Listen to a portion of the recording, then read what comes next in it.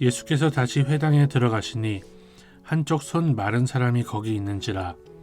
사람들이 예수를 고발하려 하여 안식일에 그 사람을 고치시는가 주시하고 있거늘 예수께서 손 마른 사람에게 이르시되 한가운데에 일어서라 하시고 그들에게 이르시되 안식일에 선을 행하는 것과 악을 행하는 것, 생명을 구하는 것과 죽이는 것 어느 것이 옳으냐 하시니 그들이 잠잠하거늘 그들의 마음이 완악함을 탄식하사 노하심으로 그들을 둘러보시고 그 사람에게 이르시되 내 손을 내밀라 하시니 내밀매 그 손이 회복되었더라. 바리새인들이 나가서 곧 헤롯 당과 함께 어떻게 하여 예수를 죽일까 의논하니라. 예수께서 제 아들과 함께 바다로 물러가시니 갈릴리에서 큰 무리가 따르며 유대와 예루살렘과 이두메와 요단강 건너편과 또 두로와 시돈 근처에서 많은 무리가 그가 하신 큰 일을 듣고 나아오는지라. 예수께서 무리가 애워싸 미는 것을 피하기 위하여 작은 배를 대기하도록 제자들에게 명하셨으니 이는 많은 사람을 고치셨으므로 병으로 고생하는 자들이 예수를 만지고자 하여 몰려왔음이더라. 더러운 귀신들도 어느 때든지 예수를 보면 그 앞에 엎드려 부르짖어 이르되 당신은 하나님의 아들이니이다 하니 예수께서 자기를 나타내지 말라고 많이 경고하시니라. 또 산에 오르사 자기가 원하는 자들을 부르시니 나온지라. 이에 12를 세우셨으니 이는 자기와 함께 있게 하시고 또 보내사 전도도 하며 귀신을 내쫓는 권능도 가지게 하려 하심이러라.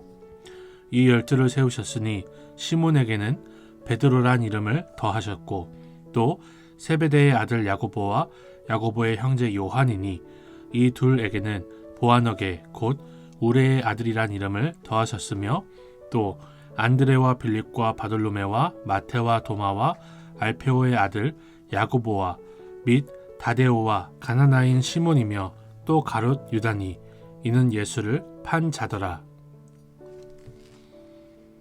저는 오늘 본문의 말씀을 묵상하면서 예수 그리스도의 이름을 위하여 핍박을 받는 것, 예수님 때문에 배신을 받는 것, 그것이 얼마나 큰 영광인가를 생각해 볼 수 있었습니다. 예수님을 해하려고 하는 이 바리새인들은요, 율법을 확대해서 지키려고 했던 사람들입니다.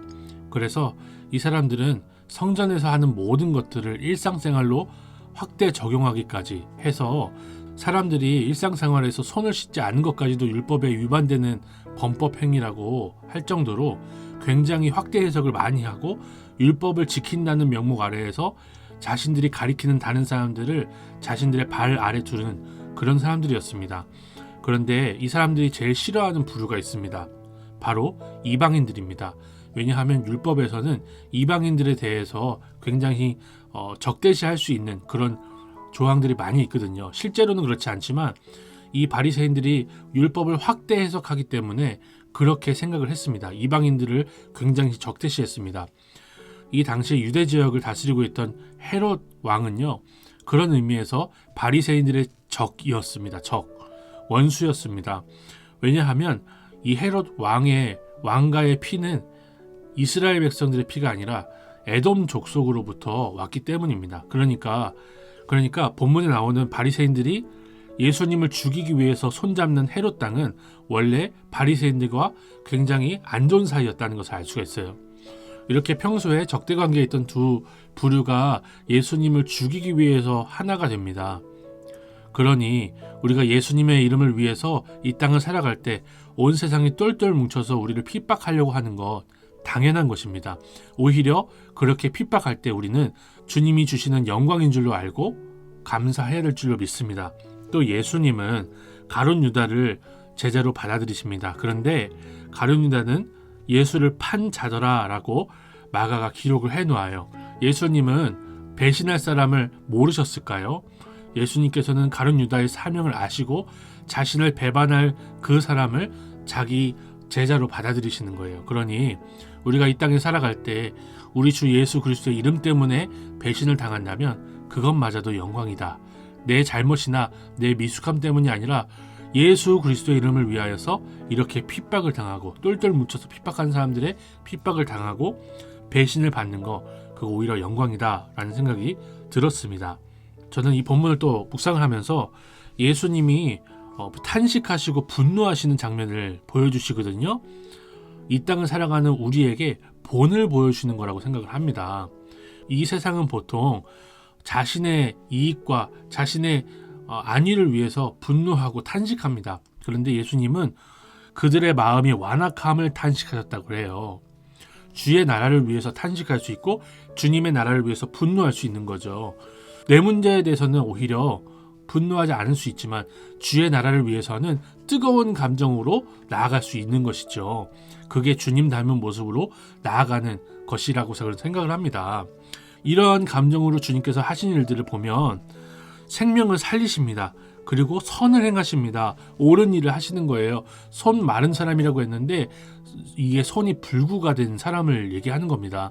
그 사람에게 손을 펴라는 거는요, 불가능한 것을 얘기하신 거예요. 베드로와 요한이 안진뱅이에게 일어나 걸으라고 하잖아요. 불가능한 일인데 일어나 걸으라고 하는 것과 똑같은 말씀이세요.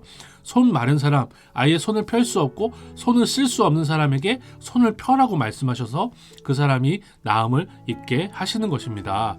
우리는 주의 나라를 위한 분노를 가지고 있어야 될 줄 믿습니다. 거룩한 분노, 거룩한 탄식으로 인생을 살아야 될 줄로 믿어요.